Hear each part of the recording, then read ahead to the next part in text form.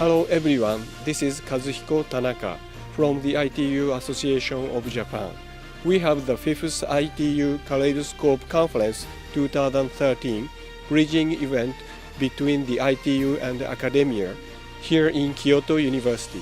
Please enjoy our video report.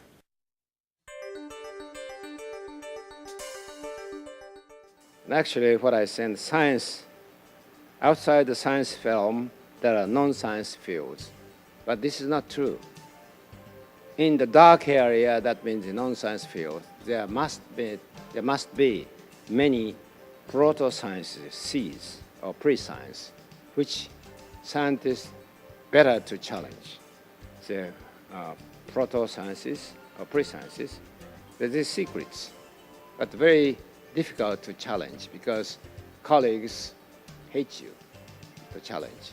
Einstein was so, Professor Yamanaka was also so. They challenged very bravely enough to those proto-science areas and make them and take them back to the science field and widen the area of sciences. That kind of challenging spirit is the spirit of Kyoto University.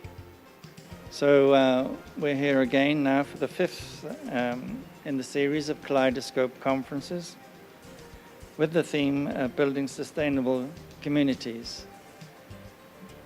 I proposed that theme in recognition of the tremendous response in Japan to the tragic consequences of the Great East Japan earthquake.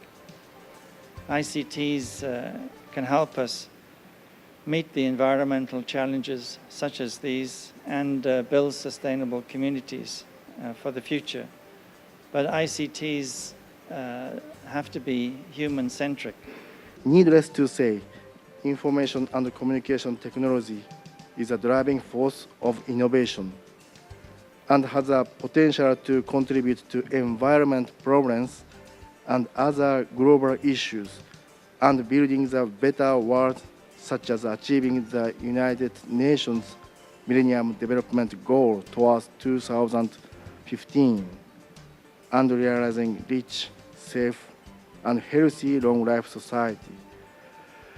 With the view to the importance of ICT, the Ministry of Internal Affairs and Communication is supporting many research and development activities of universities and research institutes using national budget. I understand that the important topic in this conference is sustainability, which is understood in a kind of kaleidoscopic way by different persons, by different meaning. It is good because I am more in the side of information contents rather than information transmission or telecommunication technologies. There is a lot of talk in Japan after the earthquake about building a disaster-proof society. But what does that mean? We have 3 key messages. First is the need for resilient as opposed to robust ICT. We must recognize that unexpected events do take place and it's impossible to build a system that never fails.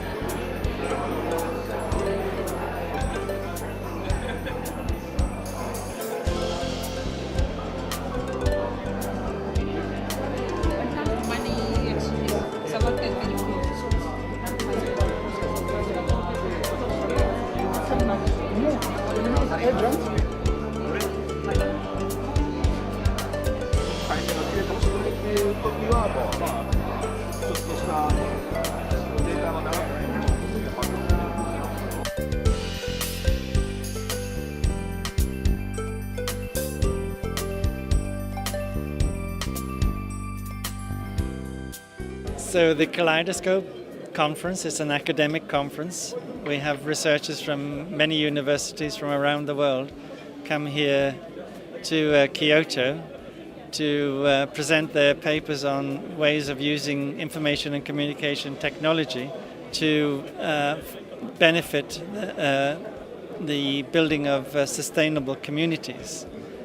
We will have a choice of candidates for the best papers, and then we will have a prize given to them.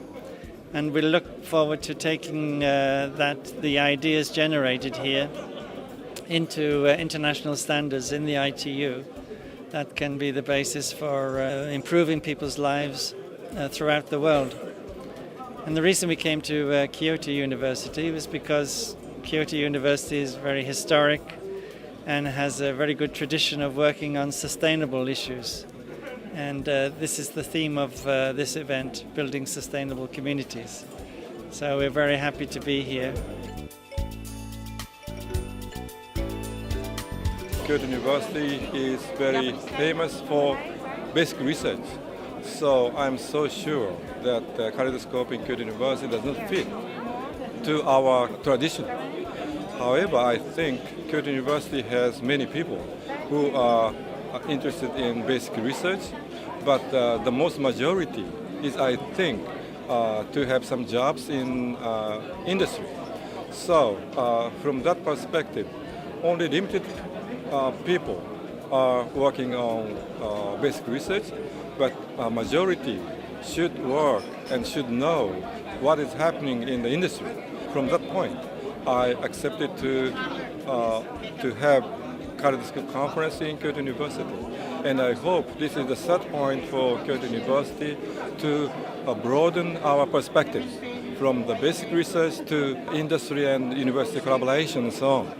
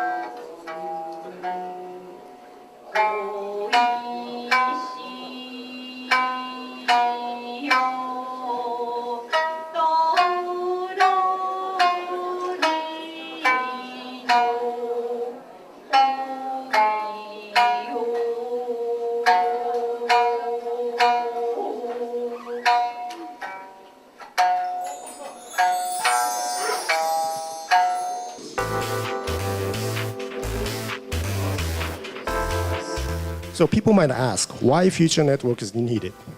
It's the internet of today full of problems, and I'm willing to say that it's full of problems because the traffic keeps increasing in the data center access. For example, Google, everybody uses Google these days, and Google is losing up to 1.65 million a day because of the converged traffic on the data center. The resources in the distributed devices can be utilized opportunistically through wireless communication, and we call the emerged wireless resource platform as wireless application networks. So resource sharing in the wireless application networks aims at enhancing the functionality as well as improving the performance of a single device. As this graph shows, the mobile phone, the central mobile phone only owns 3G resources. However, it could borrow sensor resources and GPS resources to enhance its functionality. Of course, it could also borrow more 3G resources to improve its communication quality.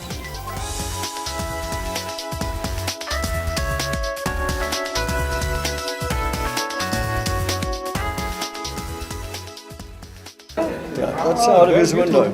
That's why we are here. We will looking forward to privacy because we are now working out a law that will protect the privacy of people. I think it's quite innovative. For example, in Germany we don't use license plate number recognition at the borders. We know other countries that use it at their borders. And I will be talking about responsible innovation, value-sensitive design, and its application to standardization. Now, this conference is about sustainable communities that will combine human-oriented technologies and human values. This is from the call for papers. And it is argued that for this to occur, standards are indispensable. And I think that can be accomplished, taking into account human values, by borrowing concepts and tools from value-sensitive design and from responsible innovation.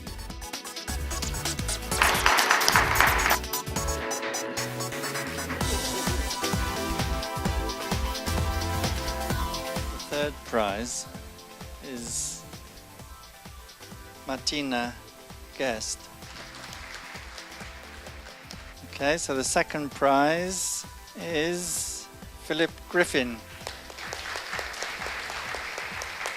So the first prize, Miyoko Sakurai. Congratulations.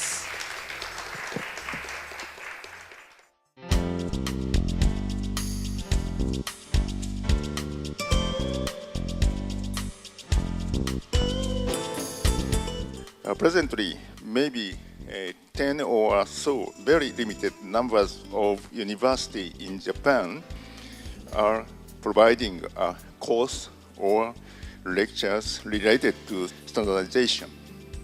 And we are now studying about various issues and questions on international standards education. This standards education, it is a very important topic.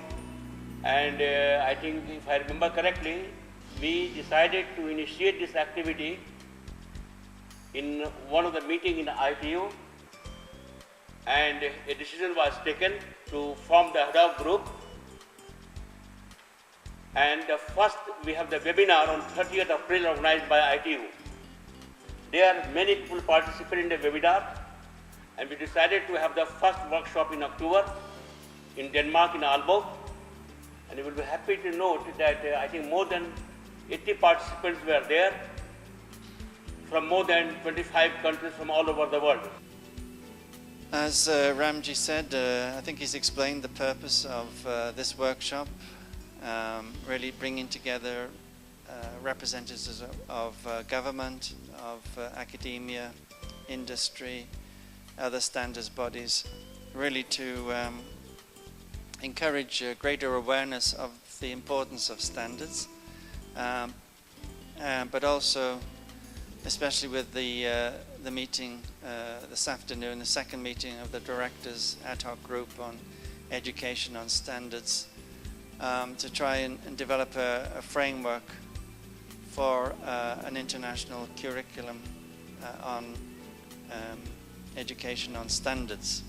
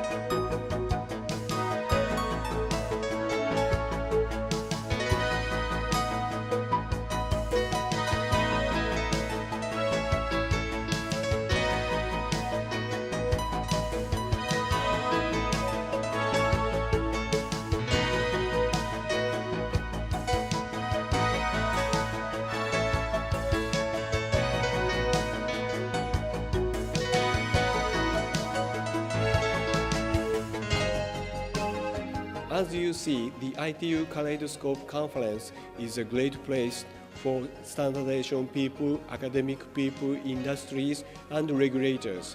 Please invite the ITU Kaleidoscope conference in your region in the future.